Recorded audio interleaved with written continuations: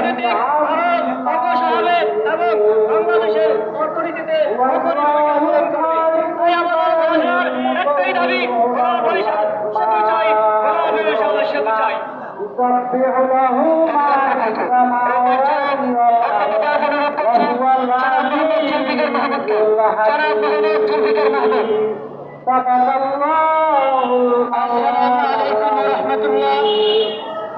আপনারা জানেন 24 জুলাই আন্দোলনে মাত্র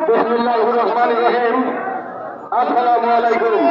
জেলার শহীদের সংখ্যা প্রায় আজকে এখানে উপস্থিত হয়েছি ইসলামী মানব শ্রমিক বাংলাদেশ আন্দোলনের কেন্দ্রীয় কমিটি থেকে।